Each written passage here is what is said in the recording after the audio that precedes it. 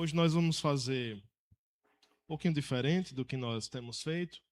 A porção do nosso texto é bem maior, então, de início, eu quero que você leia para se contextualizar, porque algumas coisas vão se repetir, as cenas mudarão, terão uma progressão, mas também terão algum tipo de repetição. Então, quero que você, de início, leia comigo, antes de nós orarmos novamente, Gênesis capítulo 42, e nós vamos ler até o versículo 24. Fica comigo nesta leitura da palavra do Senhor. Quando Jacó soube que havia mantimento no Egito, disse a seus filhos: Por que vocês estão aí olhando uns para os outros? E acrescentou: Ouvi dizer que há cereais no Egito, vão até lá e comprem cereais, para que vivamos e não morramos. Então 10 dos irmãos de José foram para comprar cereal do Egito, mas Jacó não enviou Benjamim, o irmão de José, na companhia dos irmãos, porque dizia: E se lhe acontecer algum desastre? Então, entre os que iam, pois, para lá foram também os filhos de Israel, pois havia fome na terra de Canaã. José era governador daquela terra. Era ele quem vendia a todos os povos da terra. Os irmãos de José vieram e se prostraram com o rosto em terra diante dele. Quando José viu seus irmãos, reconheceu-os, porém não se deu a conhecer. Foi ríspido com eles e lhes perguntou: De onde vocês vêm? Responderam: Da terra de Canaã, para comprar mantimento. José reconheceu os irmãos, mas eles não o reconheceram. Então José se lembrou dos sonhos que teve a respeito deles e lhes disse: Vocês são espiões, vieram para ver os pontos fracos da terra. Eles responderam: Não, meu senhor. Estes seus servos vieram só para comprar mantimento. Somos todos filhos de um mesmo homem, somos homens honestos. Estes seus servos não são espiões. Ele, porém, lhes respondeu: Nada disso. Pelo contrário, vocês vieram para ver os pontos fracos da terra. Eles disseram: Nós, seus servos, somos 12 irmãos, filhos de um homem na terra de Canaã. O mais novo está hoje com nosso pai, outro já não existe.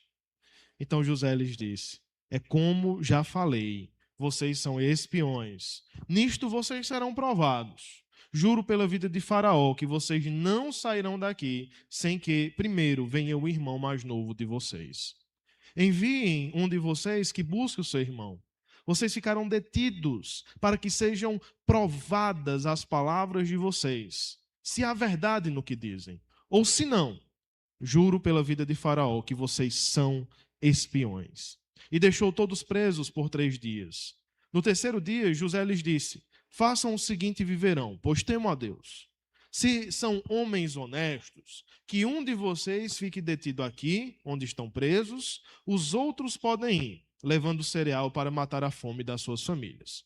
E tragam-me o seu irmão mais novo, com o que serão verificadas as palavras de vocês, e vocês não morrerão.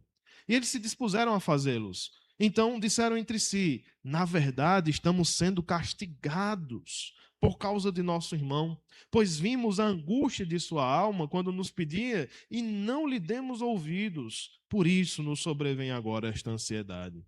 Rubens respondeu-lhes: Não é verdade que eu disse? Não pequem contra o jovem? Mas vocês não quiseram me ouvir, pois agora estão vendo que o sangue dele está sendo requerido de nós. Eles, porém, não sabiam que José os entendia, porque lhes falava por meio de um intérprete. E retirando-se deles, José chorou. Depois, voltando para junto deles, lhes falou outra vez. Escolheu Simeão e o algemou na presença deles. Vamos orar mais uma vez, irmãos. Pai, nós rogamos que o Senhor abra o nosso coração, a nossa mente e a tua palavra, para que esta história, esta narrativa e suas reviravoltas nos ensinem acerca da grande história que o Senhor está contando, através da Escritura, através da história do teu Filho, o Senhor Jesus, e também ensine-nos a viver nossas histórias e a contar nossas histórias pessoais, familiares e desta igreja local. Rogamos que possamos ver a tua mão guiando todas as coisas, a tua mão tomando e retomando, a tua mão fazendo fio e desfazendo nó. Nós rogamos que assim o Senhor faça. Em nome de Jesus. Amém. Finalmente, o reencontro. O reencontro desses irmãos separados, intrigados. Na verdade, irmãos enlutados, porque achavam que seu irmão estava morto. E assim que eles verificavam, e assim que eles falavam, inclusive para o próprio José, sem saber que era ele: nosso outro irmão já não existe, ele morreu. Mas perceba que a mágoa continua em seus corações tantos anos depois. Mais de 13 anos depois, eles lembram daquele dia fatídico que entregaram seu irmão para a escravidão e para a provável morte no Egito. Irmãos, não seria muito estranho que José houvesse morrido. Não seria muito estranho que um escravo morresse de inanição, morresse de surras, morresse em uma terra estrangeira, sendo alguém que não é da terra, que é desprezado, que não terá cuidado algum em relação à sua saúde e à sua alimentação. Então, a presunção é que José morrera. A fome vem. E é interessante observar como a narrativa é cheia de aspectos e tão rica, mas alguns dos aspectos chamam a nossa atenção. Todos os sofrimentos de José têm a ver com pessoas. São pessoas que o infligem, são pessoas que trazem este sofrimento. São pessoas que o traem, são pessoas que o entregam, são pessoas que mentem contra ele, são pessoas que o esquecem no cárcere acerca dos favores que ele lhes fizera. São pessoas. Mas o mal que agora atinge a família de Jacó não é perpetrado por pessoas, mas pela própria natureza. É uma fome, é uma seca, é uma fome que inclusive envolve a história de José, mas para elevar José, para tornar José governador do Egito. É justamente essa fome que eleva José, é a fome que rebaixa a família de Jacó. Chama a atenção porque se José é o protagonista dessa história, eu não acho que seja, eu não entendo que seja, mas se José está sendo visto por nós como protagonista dessa história, José está lidando com um tipo muito específico de sofrimento, que é o sofrimento que as pessoas nos causam. De fato, há grandes lições do texto desta narrativa acerca desse assunto. Mas nós temos que lembrar que as histórias bíblicas não são simples histórias de moral para nos ensinar como viver, como as relações humanas se dão. Não é só isso, é muito mais do que isso. Volta lá para o capítulo 12. Você precisa sempre ler Gênesis, tendo em vista o capítulo 12. Lembra que uma grande divisão do livro de Gênesis é capítulo 1 ao 11, depois 12 até o final. Se você quiser dividir o livro de Gênesis em duas partes, seriam essas: 1 ao 11, depois 12 até o final do livro. Agora veja capítulo 12, porque justamente nessa dobradiça, neste reinício, o que é que você encontra? O chamado de Abraão. Na época, Abraão sendo chamado, sendo estabelecido em uma aliança graciosa para com Yahvé, e Yahvé está falando assim com ele. Capítulo 12, versículo 1. O Senhor disse a Abraão: saia da sua terra, da sua parentela e da casa do seu pai, e vá para a terra que lhe mostrarei. Farei de você uma grande nação e o abençoarei, e engrandecerei o seu nome. Seja uma bênção. Abençoarei aqueles que o abençoarem, e amaldiçoarei aquele que o amaldiçoar. Em você serão benditas todas as famílias da terra. Esta é a aliança, ou pelo menos o início dessa aliança, que você sabe e já decorou, que se desdobra no capítulo 15 e depois no capítulo 17. Decora 12, 15 e 17. Se você juntar tudo isso, você tem a aliança abraâmica, a aliança inicial do povo de Deus.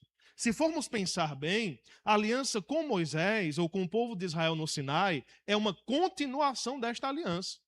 Porque, afinal, se Abraão é o pai do povo de Israel, quem seria Moisés? O grande líder espiritual do povo de Israel depois dos patriarcas. Então, não são duas alianças diferentes. Uma é continuidade da outra. É tanto que o Novo Testamento chama tudo isso de quê? Antiga aliança. Inclusive a de Davi. Tudo entra em um mesmo bojo, antiga aliança. A diferença agora será com a nova aliança em Cristo Jesus. Em que consiste a aliança? Uma terra, um povo, Mas a grande palavra, a palavra que sobressai aos nossos olhos é bênção. Sê tu uma bênção. E em ti serão abençoadas todas as nações do mundo. Se te abençoarem, serão abençoadas. Se te amaldiçoarem, serão amaldiçoadas. Lembra Cristo falando com os discípulos? Se aceitaram a palavra que vocês pregam, serão salvos. Se não aceitarem a palavra que vocês pregam, serão condenados. Então o que é que vocês têm que fazer? Batam até o pó das suas sandálias. Se eles não aceitarem essas palavras, maldição e bênção. Deus continua trabalhando da mesma maneira na nova aliança. Mas é uma aliança de bênção para as nações. Irmãos, como é que o povo de Israel vai abençoar as nações se o povo de Israel nem é abençoado? Tudo vai convergir aqui em um tema só. O tema da história de José ainda é um tema maior do que José. José não é o protagonista na minha leitura do livro de Gênesis. José é um personagem em uma história maior. Você entende isso? Porque se José é o protagonista dessa história, você vai entender o seguinte: eu estou vendo uma série de mensagens no domingo, está sendo tão legal, porque eu estou aprendendo coisas sobre a inveja, eu estou aprendendo coisas sobre só acaba quando termina, né? A minha história, Deus ainda não terminou de contar, porque José está me ensinando todo. Certo, são aplicações que eu faço e que é possível fazer. Mas José não é o protagonista. Nunca será. Não foi pretendido que ele o fosse. José é um personagem de uma história maior. E perceba, de níveis. Talvez a resposta fácil que você está dando é que Deus é o grande personagem, pastor. Eu sei.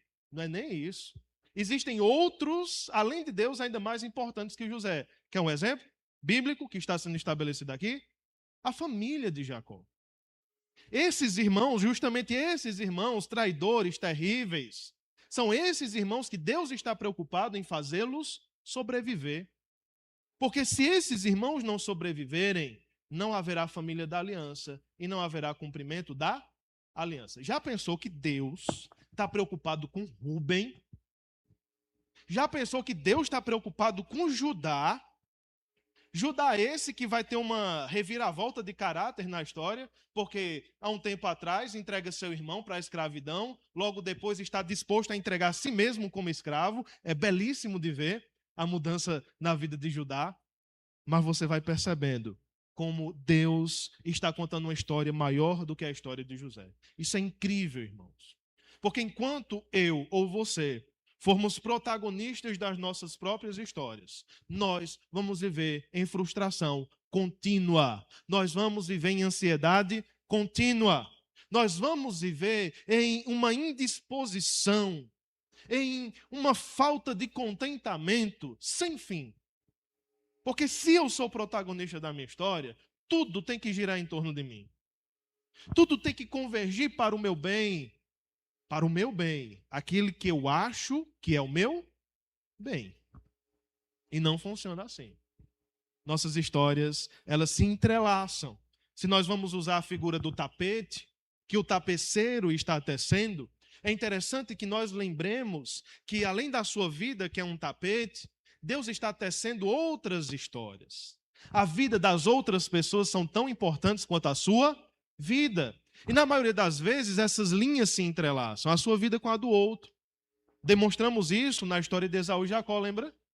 Lembra que para Jacó se reconciliar com Deus, ele primeiro precisava se reconciliar com o seu irmão? Que ver a face do irmão era como ver a face de Deus para Jacó? Antes de José cumprir o seu propósito, como pessoa, como a missão divina que lhe fora dada, sabe o que é que José tinha que fazer? Se reconciliar com os seus irmãos. A sobrevivência é essencial, mas a unidade da família também é essencial no propósito de Deus. Por isso que nós estamos ainda dentro das muralhas na história de José. José é o foco dessa história, claro, mas dentro desse caminho protegido vão vir reviravoltas inesperadas. Nós falamos no domingo passado de missões inesperadas, mas agora estamos pensando em reviravoltas nunca pretendidas. Porque a missão veio, José estava preparado, procurou preparação no Senhor, mas parecia que a história tinha acabado, não parecia?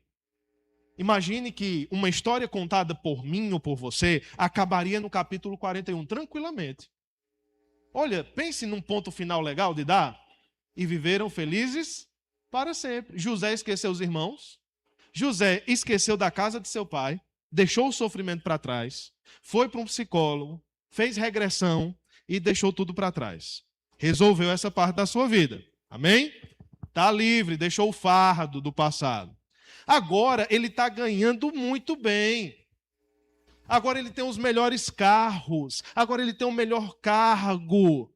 Agora ele tem o convite VIP para todas as festas. Agora ele tem filhos. Agora ele pode tirar férias nas praias do Nilo. Se deitar na frente do Nilo, tomar um sol, ficar bronzeado, de boa.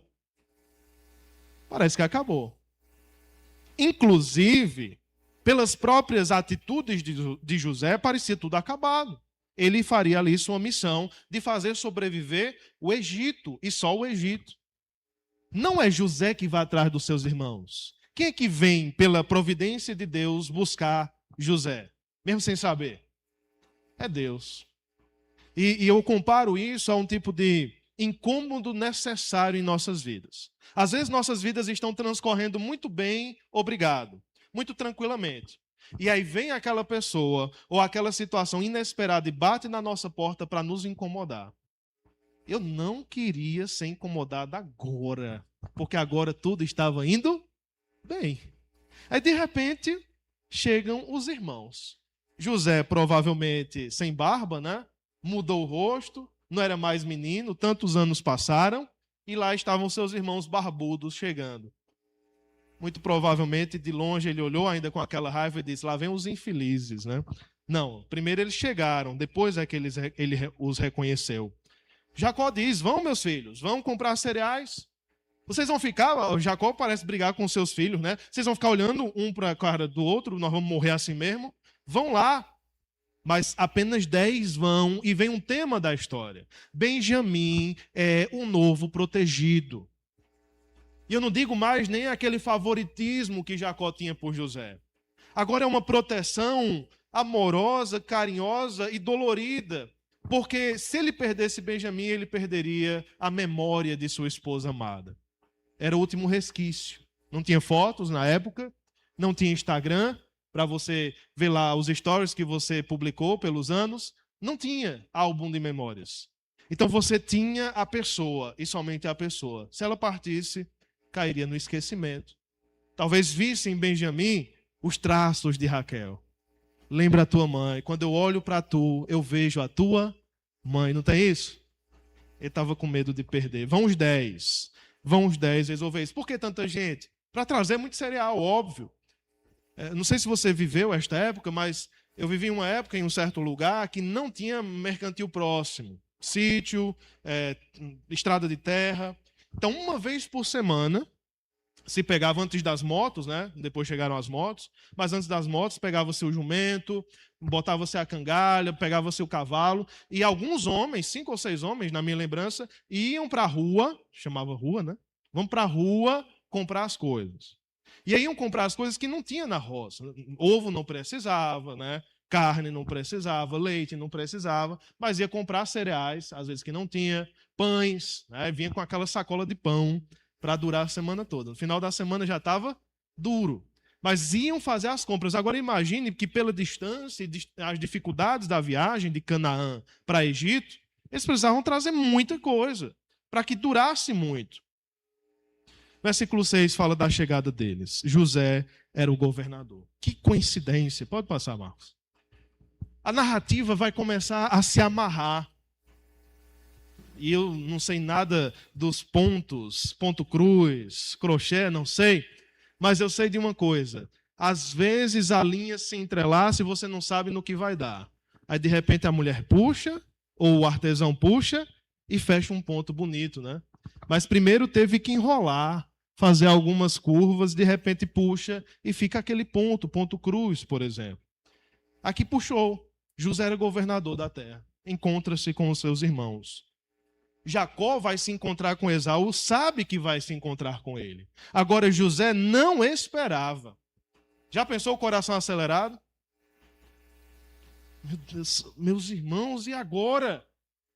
Eu não conseguiria ser tão frio como ele, mas ele foi. José os reconheceu, versículo 7, porém não se deu a conhecer. Agora pega essas palavras, irmãos. De novo, Deus vai aparecer poucas vezes até o capítulo 45.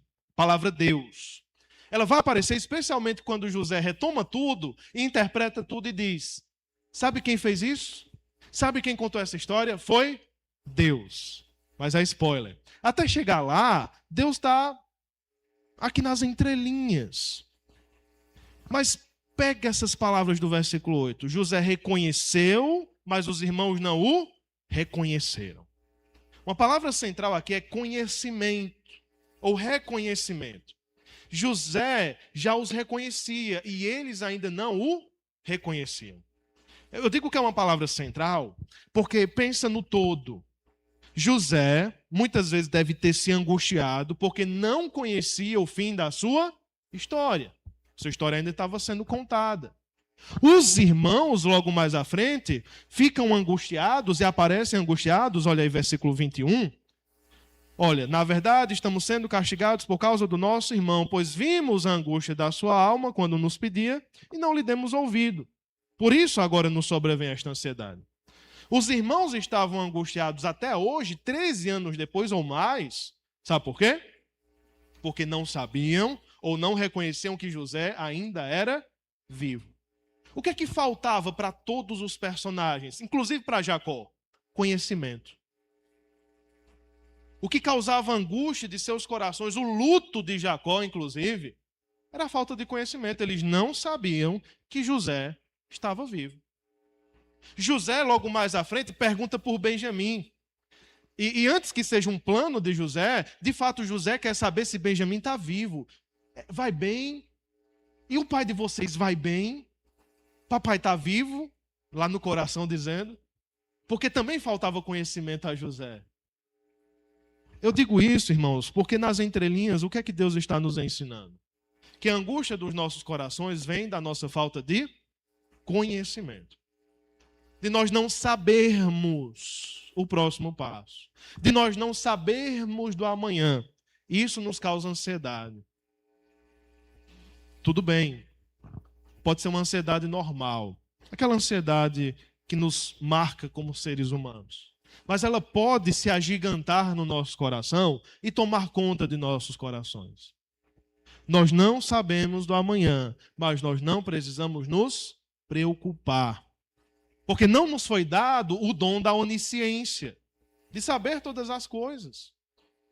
A gente acaba aprendendo isso em um livro chamado O Pastor Imperfeito. Você não é pastor, talvez, ou não vai ser, mas eu indico que você leia esse livro. O pastor Carlos vai ler próximo ano, Teologia Pastoral. Zack Zweig. E ele vai demonstrando como todo pastor é imperfeito, especialmente por isso, porque eles não são oniscientes, eles não são onipresentes e eles não são onipotentes. E o que causa angústia no coração dos pastores é justamente porque queriam ser. Queriam ter o poder de resolver tudo, queriam ter o conhecimento de todas as causas e queriam estar em todos os lugares. Só que uma das coisas que o livro nos ensina é que devemos reconhecer as nossas limitações. Deus não nos deu. Vamos nos esforçar ao máximo com o que Ele nos deu. Mas não nos foi dada a onisciência. Reviravoltas vão acontecer. Não sei quando, não sei como, mas vão acontecer. O que é que esse texto nos ensina? Pode passar. O povo de Israel que está recebendo esse trecho, 42 ao 45, está se lembrando que Deus vai cumprir aquela aliança com Abraão, lá do capítulo 12. E que Ele vai usar todo e qualquer meio, soberanamente, por meio da sua soberania, para proteger a descendência do seu povo. Nós dizemos que essa aliança, ela tem a ver com a soberania de Deus, mas ela também tem a ver com o tópico de missões. Porque, querendo ou não, tanto na nova aliança como na antiga aliança, missões têm a ver com a permanência do povo de Deus. A gente fala muito de expansão, né? De expandir o povo de Deus. Mas você já pensou que antes de expansão, missões têm a ver com permanência? Imagine que esta geração não conte a próxima geração dos feitos de Deus. É possível que a próxima geração não conheça a Deus? É possível, por exemplo, que essa igreja local feche na próxima geração? É completamente possível. Completamente possível. Deus vai ser conhecido de outras maneiras enquanto o plano estiver ativo. Mas pode ser que este grupo local aqui falhe. Então, uma das perguntas que nós fazemos ainda ecoa essa pergunta do Antigo Testamento. Vamos dar continuidade ao povo de Deus ou vamos matar o povo de Deus? Porque se meu pai tem filhos, o avô tinha filhos, o tataravô tinha filhos, mas quando chega na minha vez eu não quero ter filhos, eu decido não ter filhos, o que é que eu estou fazendo? Matando a continuidade do povo de Deus. A pergunta é essa: Deus vai continuar, vai proteger essa descendência?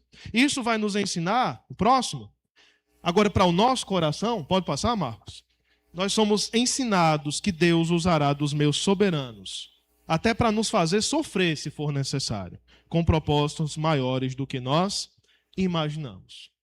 Essa é a totalidade aqui desses capítulos. Pode passar novamente. E você vai observar, já viu no capítulo 42, versículo 6, que aquele primeiro sonho de José, aquele sonho duplo, está sendo cumprido. Os irmãos chegam sem saber, se prostram. Então lembra que as estrelas vão se prostrar? Que o sol e a lua vão se prostrar, ainda não se cumpriu, mas vai se cumprir mais logo à frente. Veja que isso acontece no capítulo 43 também, na segunda vinda deles, e depois no capítulo 44. Logo depois Jacó está lá. Jacó se prostra. Pois é, aquele sonho que parecia orgulhoso de início, tornou-se realidade. A narrativa continua e nós vamos andar a partir do versículo 25. José, depois de chorar, ele é um homem dúbio, né? Ele tem atitudes dúbias nesse sentido, não de que ele está fazendo algo errado, mas que ele é ríspido na face deles e depois sai para chorar. Sendo muito sincero, irmãos, eu tenho pensado nisso há anos. Eu não consigo entender todos os sentimentos de José aqui. Eu acho que o texto não quis mostrá-los. Mas, às vezes, me dá a impressão que José está com uma raiva genuína. Eu tentei demonstrar isso na última pregação, quando José dá o nome ao filho e diz, para que eu esqueça da casa do meu pai. José tinha uma raiva genuína e justificada. As pessoas agem contra nós, eu sou o santo que não sinto nada, é? Você espera que vai ser esse santo que não sente nada. Estoicismo, já viu na internet um negócio chamado estoicismo? Cheio de crente querendo ser estoico. O estoico é aquela pessoa que, se você furar ela com uma espada no coração, ela vai dizer muito obrigado, boa noite e tudo bem. Eu vou só fazer o curativo aqui, se eu morrer, morri. Esse é o estoico, a pessoa que não sente nada, que não se deixa abalar por nada. O cristão não é assim, viu? O cristão assemelha-se a José. Ele sai para chorar. Ele chora mesmo. Ele sente. Então, eu não sei aqui explicar o caráter de José, mas eu sei uma coisa. José parece estar com uma capa de raiva. Por outro lado, ele está maquinando algumas coisas para provar os seus irmãos, para provar a mudança nos seus irmãos. E no final das contas, o que José sente mesmo é tristeza. Esse é o sentimento dominante. Porque por 3 vezes, muitas coisas acontecem 3 vezes nessa narrativa. Mas também por 3 vezes, José sai para chorar. Imagine o impacto emocional. Irmãos, se você está acompanhando o Gênesis desde o início, coloca esses personagens na balança moral. Coloca Adão, coloca Noé, vai colocando Abrão, vai colocando Isaac, Jacó, coloca esses homens numa balança moral. Olha, se for para definir aqui o melhorzinho deles, José seria um forte candidato, concorda? Quais são os erros que José comete? E o texto nos fala. A coisa que ainda tentamos investigar foi José ali, jovenzinho, talvez gostando do favoritismo do seu pai. Mas nós não temos nem prova para isso. Entregando os irmãos, né, porque faziam coisas erradas. Mas nada diz que é pecado em si fazer isso. José parece ter um caráter quase perfeito. Eu colocaria ele lá no topo, junto com Enoque. lá no topo. Pouquíssimos erros. Erros minúsculos. Mas não deixa de ser um ser humano que chora, que sente raiva, que, embora pareça ter um plano aqui, mas José parece mudar de plano. Quando eles chegam, ele diz, vocês são espiões, vão ficar presos. Depois de 3 dias, ele muda de plano. Diz, não, vocês vão voltar, aí manda o dinheiro no saco de volta, para depois incriminá-los. José manda eles de volta para casa, a partir do versículo 25. Mandou encher os sacos de cereal, colocou o dinheiro que eles pagariam na boca, e logo depois, versículo 28, assim diz. Então disse aos irmãos, devolveram o meu dinheiro, está aqui na boca do saco de cereal. O coração dos irmãos se encheu de medo e tremendo, entreolhavam-se dizendo, o que é isto que Deus nos fez? E vieram para Jacó, seu pai, na terra de Canaã, e lhe contaram tudo o que lhes havia acontecido, e contaram toda essa história. Depois Jacó, pula para o versículo 36, diz, vocês vão me deixar sem filhos. José se foi, Simeão ficou preso, José deixou Simeão preso quase 1 ano, agora querem levar Benjamim. Todas essas coisas acontecem contra mim. Rúben ainda está aparecendo na narrativa dizendo, o Senhor pode matar os meus 2 filhos, se eu não trouxer Benjamim de volta para levá-lo. Deixe que eu tome conta dele e trarei de volta para o Senhor. E Jacó mantém a sua posição firme, meu filho não irá com vocês. Benjamim não vai. Simeão fica lá, Simeão não parece ter tanta importância assim para Jacó, mas Benjamim tem. Ele diz, Benjamim não vai de jeito nenhum. A ironia do texto é que a palavra Deus aparece agora no versículo 28. Quando eles abrem os sacos, vem o dinheiro de volta, José mandou os dispenseiros colocarem, eles dizem, o que foi isso que Deus nos fez? Olha a ironia. Porque foi tudo isso que eles fizeram para José. Foi toda essa desgraça que eles fizeram na vida do irmão. Agora eles estão reclamando com Deus. O que foi isso que Deus nos fez? A outra ironia é que eles são maus e eles estão reclamando com Deus. Mas existe uma outra ironia. A ironia de que isso que eles acham que é mal, na verdade é bom. Isso que eles estão reclamando, na verdade é bênção. É bênção. Quando eles voltam, José nem os acusa disso. José diz, vocês foram abençoados. O dinheiro voltou. A acusação vem depois com o copo dele. Mas até lá, não. Jacó também reclama com Deus. Interessante, porque no decorrer da jornada, nós reclamamos, e muito. Os irmãos reclamaram, José reclamou, provavelmente, e Jacó está aqui reclamando. Parece aquele ônibus que vai nos levar para o local que nós queremos ir, mas no meio do caminho ele fura o pneu, lá no meio do caminho o banheiro dá problema, e nós ficamos reclamando, reclamando e reclamando. Mas no final nós vamos chegar lá, não vamos? Chegamos. Passeio de igreja é uma bênção, né? O ônibus sempre dá um problema. E a gente vai reclamando o caminho todinho, né? Nunca aconteceu isso. Reclamando o caminho todo, mas quando chega lá, vê a praia, todo mundo esquece. Opa, agora só lembra na volta, né? Quando quebra de novo. Mas vai chegar lá. A nossa tendência é reclamar cada vez mais. Olha como essa narrativa vai continuar se espelhando. Nós vamos ter espelho aqui do 42 para o 43 em diante. Os filhos de Jacó são enviados por conta da fome. Logo no 43... a condição deles voltarem seria levar o filho mais novo. José disse, eu quero provar que vocês estão falando a verdade. Se vocês têm um irmão mais novo, tragam. Só pode voltar trazendo ele. Então, aí isso vai acontecer no 43. Eles chegam no Egito 2 vezes. Eles têm uma primeira audiência com José, Benjamim também tem. Os irmãos ficam em custódia, há uma segunda audiência, a partida do Egito, e os filhos fazem um relato para Jacó. O primeiro relato é que o dono da terra é estranho, faz perguntas. O segundo relato é, papai, teu filho ainda está vivo. São relatos bem diferentes. Segue comigo no capítulo 43. A fome continuava gravíssima na terra, versículo 1. Quando eles acabaram de consumir o cereal que tinham trazido do Egito, Jacó disse aos filhos: voltem e comprem mais. Mas Judá agora toma o lugar de Rúben na narrativa. Judá toma a frente e diz: lembra que nós precisamos levar Benjamim, senão não podemos voltar. Versículo 7. E eles responderam: um homem nos fez perguntas específicas a respeito de nós, da nossa parentela. Pai de vocês é vivo? Vocês têm outro irmão? Nós apenas respondíamos o que ele nos perguntava. Como podíamos adivinhar que ele nos diria: tragam o outro irmão? Percebam que Jacó está reclamando com eles, e eles estão dizendo: mas papai, nós não fizemos nada de errado. Nós fizemos apenas uma resposta às perguntas que ele nos fez.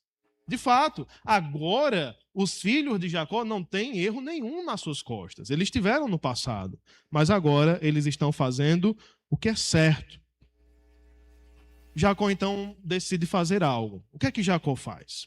Vê aí a partir do versículo 11. Então Israel mudou o nome, Israel, seu pai disse: se é assim, então façam o seguinte: peguem do mais precioso desta terra, ponham nos sacos para o mantimento e levem de presente a este homem um pouco de bálsamo, um pouco de mel, especiarias e mirra, nozes de pistácia e amêndoas.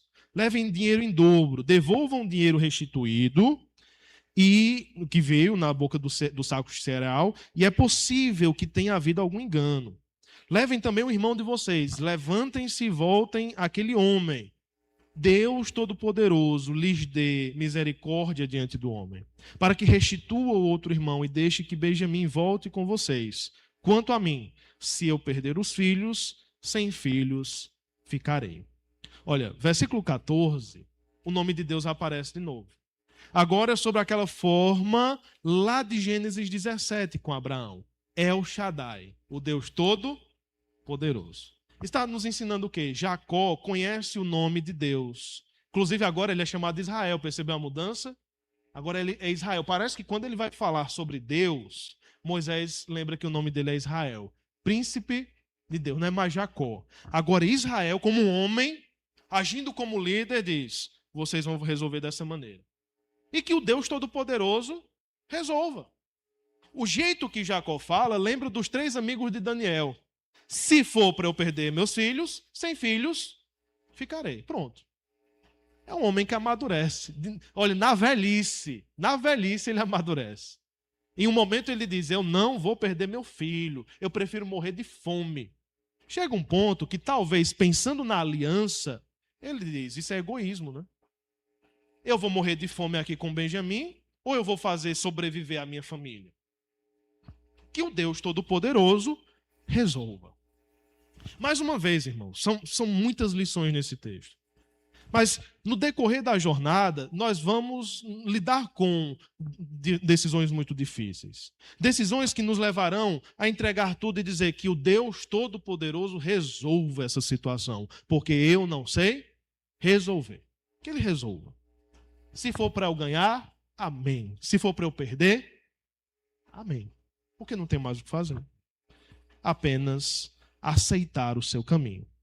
Eles vão, tudo é preparado, José se reencontra com eles e finalmente tem a conversa com Benjamim. Tem um banquete, os irmãos conhecem muito dessa história. A porção que Benjamim recebe é 5 vezes maior.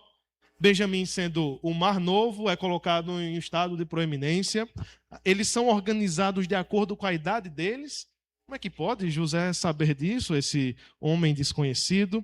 Mas o capítulo 44 nos fala de mais um teste que José vai fazer. O teste é o seguinte: pegar do copo dele, lembra que o copo é muito importante nessa cultura monárquica. Faraó tem um copo, José tem um copo também. E ele coloca no saco de Benjamim para voltar para casa. Como se Benjamim houvesse roubado. A narrativa continua e eles são flagrados no retorno para casa e lá está o cálice.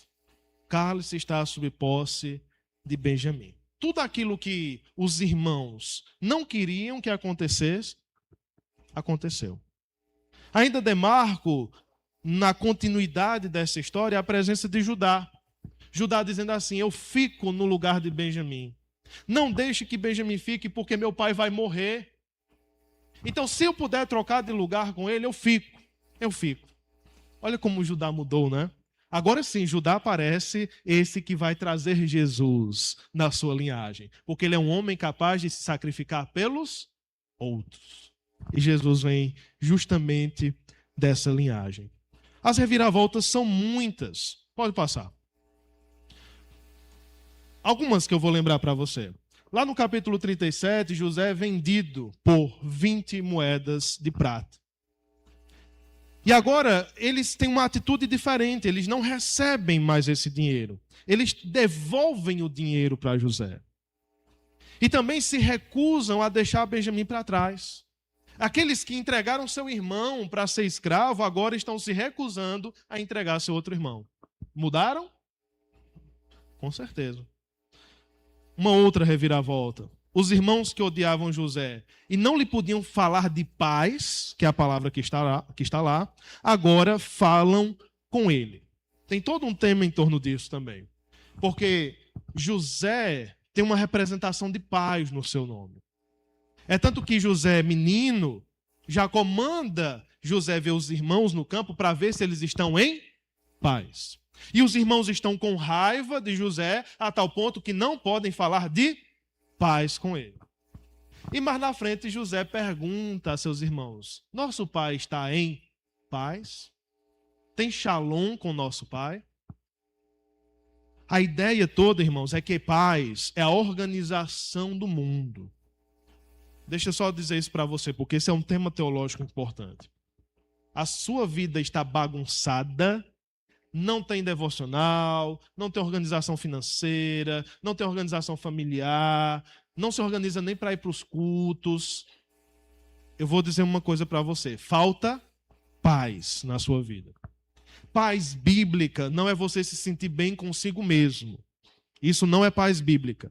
A paz bíblica envolve organização da estrutura da nossa vida. O que seria ter uma vida em paz? É uma vida organizada, onde tudo funciona da maneira como deveria funcionar. Entende isso? Ah, mas meu coração está em paz. É claro que está em paz, porque seu coração é pecaminoso. E quando você está pecando, você está feliz. Por isso que seu coração está em paz. Pastor, meu casamento não funciona há tantos anos, mas eu estou em paz com isso. Mas é triste. Você não deveria estar em paz com isso, porque isso não é paz, isso é conformismo. É muito diferente. Então, paz é a organização, é a reconciliação. A última reviravolta é que o Jacó que disse: chorando descerei a meu filho na sepultura. Agora exulta no capítulo 45, dizendo: ainda vive meu filho José, irei e o verei antes que ele morra. É assim que nós chegamos ao capítulo 45, irmãos. Depois do retorno, do pedido de Judá: por favor, não leve Benjamim. Olha 45, versículo 1. Então José, não conseguindo se conter diante de todos os que estavam com ele, gritou: saiam todos da minha presença. Ninguém ficou com ele quando José se deu a conhecer a seus irmãos. E ele levantou a voz em choro, de maneira que os egípcios o ouviram, e também a casa de Faraó. E disse a seus irmãos: eu sou José, meu pai ainda está vivo. E seus irmãos não lhe puderam responder, de tão assustados que ficaram diante dele. E José disse a seus irmãos: cheguem perto de mim. Eles chegaram, então ele disse: eu sou José, o irmão de vocês, aquele que vocês venderam para o Egito. Agora, pois, calma, não fiquem tristes, nem irritados contra vocês mesmos, por terem me vendido para cá. Porque foi para a preservação da vida que Deus me enviou adiante de vocês. Irmãos, José vai repetir essa ideia mais uma vez, 3 vezes. Ele falou no versículo 5, ele fala no versículo 7 e ele continua no versículo 9. Não foram vocês que me entregaram, foi Deus que me entregou. Não foram vocês que me enviaram, foi Deus que me enviou. Não foi por causa do ódio de vocês, foi por causa do plano de Deus. Porque o foco é, pode passar, a preservação do povo de Deus. Este é o foco. O foco não é fazer meu servo prosperar. O plano de Deus é fazer o seu servo prosperar. Não é esse o plano. O plano de Deus é preservar o seu povo. É para isso que o nosso dinheiro funciona, é para isso que a nossa vida funciona, é para isso que nossos sentimentos devem funcionar. Nossa família, para que o povo de Deus seja preservado. E ainda mais, se for necessário e possível, para que ele seja aumentado. Mas o mínimo que nós podemos fazer é acerca da preservação do povo de Deus. José chorou tão alto que os vizinhos ouviram. O faraó disse: o que é isso? Vou chamar a polícia. Que gritaria é essa? Um choro gritado. Disse: sou eu. E muitos fazem correspondências com Jesus em vários pontos. Percebe que o texto anteriormente só falou assim: José chorou? Alguns dizem: olha, lá no Novo Testamento também fala: Jesus chorou. Só essas duas palavras. Aqui também, quando Jesus se revela depois de ressurreto aos discípulos, eles não puderam reconhecer. Agora, José se revela a seus irmãos e eles não podem reconhecer. Se são paralelos, irmãos, sinceramente eu não sei. Pode até ser mesmo, né? Que José tem um paralelo com Jesus. Os nomes parecem. Josué, José, Yeshua, Jesus. Parecem os nomes. Eles não puderam reconhecer e José diz: venham aqui, venham para perto. Não fiquem agoniados. Tudo o que aconteceu foi Deus que mandou. Qual seria o ciclo, Marcos? Qual seria o ciclo? O ciclo esperado seria esse: que a inveja dá lugar ao ódio e gera a vingança. José poderia muito bem ter entrado nesse ciclo, não por inveja, porque ele estava no alto, mas lembre, inveja não tem a ver com o local que a pessoa ocupa. Você pode estar num local muito alto e ter inveja de alguém que está embaixo. Concorda? Porque inveja envolve você desejar que o outro não seja feliz. Talvez José pudesse ter entrado nesse percurso de inveja, de ódio e de agora se vingar. Ele estava no melhor lugar possível para se vingar dos seus irmãos. Inclusive, ele poderia organizar as coisas, dizer: papai vem para cá, Benjamim vem para cá e o resto eu quero que morra. Sabe? Morra. Inclusive, vai preservar o povo de Deus. Vai diminuir o povo de Deus? Vai. Mas pelo menos 2 vai ter. Pelo menos 2 vai ter. Será que nós faríamos isso? Eu acho muito provável. E eu não estou falando nem de um outro extremo, em que eu não quero saber de ninguém. Eu estou bem, não quero mais voltar para essa vida. Não quero mexer nessas memórias traumáticas, meu Senhor, que me machucam. José mexe na lavagem. O cheiro podre sobe. Mas é porque ele sabe que é necessário fazer. Por que chorar? Por que sofrer? Por que ter que lidar com esses traumas? A questão toda aqui, irmãos, é Deus. Eu já falei desse livro para vocês, né? Quando as pessoas são grandes e Deus é pequeno. Lembra que todo o sofrimento de José decorreu de pessoas. Se as pessoas fossem grandes para José e Deus fosse pequeno, José poderia muito bem ter se vingado delas. Porque as pessoas são tão grandes, tão importantes para nós, que nós achamos que devemos nos vingar a tal ponto de humilhá-las, assim como elas nos humilharam também. Porque eu estou atribuindo muita importância às pessoas. Quando as pessoas são grandes e Deus é pequeno, eu acho que eu tenho que provar algo a alguém. De que aquele que me viu passar na prova e não me ajudou, quando me ver na bênção vai se arrepender. Todo mundo sabe, olha. Quem me viu lá no... Agora o resto não sei o que eu não ouço. Não sei o que, vai me ver no palco, enfim. Porque a minha vitória vai ter sabor de mel. Mel podre. Não temos que provar nada a ninguém. vou vestir minha melhor roupa, vou mostrar, vou tirar aquela foto para que aquelas pessoas que acharam que eu estava acabado, na maioria das vezes as pessoas não estão nem aí. Quem está preocupado é só você. Não queira se mostrar mais do que você é. Às vezes não é bom a gente mostrar nem o que é mesmo. É bom se resguardar em algumas coisas. É bom. Porque Deus sabe quem nós somos. Nossa família sabe quem nós somos. Nossa igreja sabe quem nós somos. E isso é suficiente. Certo? Se houver portas para você mostrar algumas coisas que você tem para as pessoas, que seja para abençoar as pessoas, não para humilhá-las. Quando as pessoas são grandes e Deus é pequeno, a ordem inverte. Eu me torno protagonista da minha história. E as outras pessoas e suas opiniões se tornam muito importantes também. Olha que José modificou a cosmovisão dele e disse: não, Deus é grande e as pessoas são pequenas. Meus irmãos, não fiquem agoniados. O que vocês fizeram não me causa mais dor nenhuma. Sabe por quê? Porque eu interpretei de outra maneira.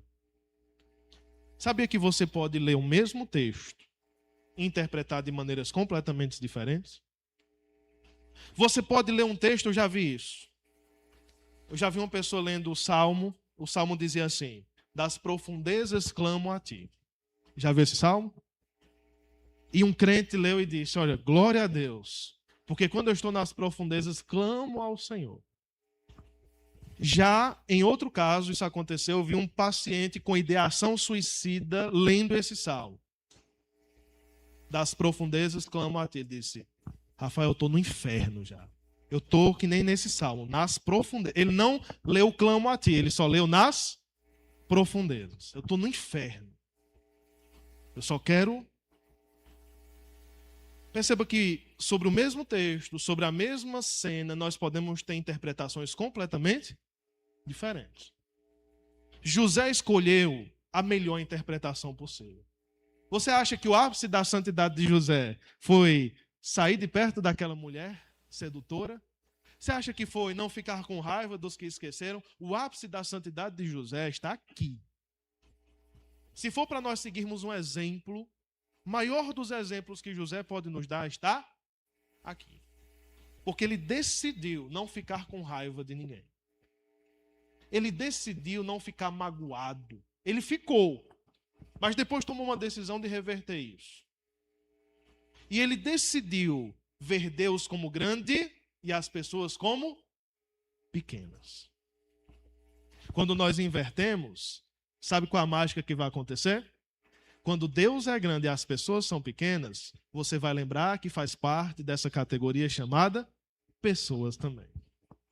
Não serão só os outros que serão pequenos, você também será pequeno. E não há maior graça do que essa, irmãos. Não há maior glória do que essa, que saber que nós somos pequenos. O texto de Paulo diz assim: bendito seja o Deus e Pai de nosso Senhor Jesus Cristo, Pai de misericórdias e Deus de toda consolação. É Ele quem nos consola em toda a nossa tribulação. Para quê? Para que pela consolação que nós mesmos recebemos de Deus, possamos consolar os que estiverem em qualquer espécie de tribulação. Porque assim como transbordam sobre nós os sofrimentos de Cristo, assim também por meio de Cristo transborda o nosso consolo. Se somos atribulados, é para o consolo e a salvação de vocês. Se somos consolados, é também para o consolo de vocês. Esse consolo se torna eficaz na medida em que vocês suportam com paciência os mesmos sofrimentos que nós também suportamos. O modo como Paulo interpreta a sua própria vida é o mesmo modo que José interpreta a sua própria vida. As tribulações que me sobrevieram vieram para me ajudar a ajudar outras pessoas. Para que por meio dos meus sofrimentos vocês pudessem ser consolados. Agora imagine, só imagine. Tem um sonho de que toda a igreja interprete a sua vida assim. De que meus sofrimentos vieram para abençoar você. Que os seus sofrimentos lhe sobrevieram para você me abençoar. Já pensou? Já pensou na fortaleza que isso daria à igreja? Já pensou que nós poderíamos finalmente cumprir o que Paulo falou em Romanos? Alegrar-se com os que se alegram, chorar com os que choram? Isso nos levaria à verdadeira comunhão. Há uma comunhão que iria muito além das comidas, das risadas, que começaria ali, mas também iria além para onde ela deveria ir. A pergunta é: você tem sido usado? Está errado. Você tem sido usado? Você tem interpretado a sua vida de maneira de que ela é um instrumento nas mãos do Senhor, inclusive os seus sofrimentos? Lembra que antes que o instrumento seja usado para cavar a madeira, já viu o cinzel? Tem um metal curvado e você usa para cavar a madeira, fazer toda a escultura na madeira. Antes desse instrumento poder ser usado, ele precisou ser moldado também. Foi necessário fazer um cabo de madeira para o cinzel. Foi necessário pegar a placa de ferro, envergar, passar o fogo, cortar. Antes do instrumento ser usado, ele também precisa ser moldado. Moldado sobre o seguinte aspecto: sobre a oração, na forja da oração, no fogo da oração, no fogo do jejum, no fogo do devocional, da comunhão com Deus que queima o nosso coração. Precisa ser moldado no serviço. Porque a ilustração é a seguinte: eu venho aqui pegando fogo do meu devocional, eu venho aqui, aqui transbordando. E eu vou usar isso para quê? Aí eu vou me encontrar com você. Percebe que o ministério pastoral, ele é o padrão para a vida da igreja.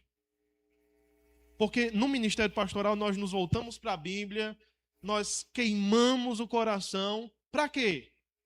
Para falar para vocês. É para que vocês queimem também e falem para outros. Na dedicação ao outro. Isso não pode acontecer às vezes. Isso precisa ser constante. Tem uma música que tem tocado o meu coração nos últimos dias. E ela fala sobre essas histórias que Deus está contando, mas que tem uma história muito maior. E esse grupo canta assim: a paz que cobre as trevas, no sangue salvação, eterna graça que é real, pois Cristo conquistou. Não temo o futuro. Nessa parte, pois em tuas mãos está. O que preciso tu me dás e nada faltará. Lutamos batalhas que Cristo venceu. Não importa o que virá, vamos descansar. Não conheço o amanhã, mas sei o que já fez. Lutamos batalhas que Jesus venceu. Vamos lutar, tem que lutar. Mas eu sei que ele já venceu. Você vai lutar contra a morte. Você vai entrar em luto por conta de alguém. Mas Jesus já venceu a morte. Você vai lutar contra a doença. Mas você sabe que Jesus já curou todas as doenças. Você vai lutar contra a ansiedade. Mas você sabe que Jesus é a tua paz. É assim que nós vamos viver. Lutamos batalhas que Jesus venceu. Amém? Que Deus nos abençoe e nos faça interpretar a vida assim. Não foi vocês que me fizeram mal. Não foi fulano que me fez mal. Deus foi quem me colocou nesta situação. Que seja para abençoar. Que seja para me tornar alguém melhor e não alguém pior. Vamos orar. Pai, nós somos gratos por tua palavra e a riqueza que ela tem. Que em meio a essa jornada de encontros e desencontros, de irmãos que se reencontram, de um pai choroso, essa história tão antiga que aconteceu de verdade, o teu povo, a história do teu povo, possamos aprender como igreja a interpretar nossas próprias vidas nessa grande narrativa. Todas as coisas que nos sobrevêm, as boas e as más, vêm da tua amorosa mão. Às vezes não entendemos, porque nos falta conhecimento. Mas no momento certo o Senhor se revelará. No momento certo o Senhor dará aquele vislumbre da tua graça mesmo que seja um brilho longínquo, só para lembrar o nosso coração de que a história não acabou, de que nós lutamos batalhas que Jesus já venceu. E somos gratos por isso, em nome de Jesus. Amém.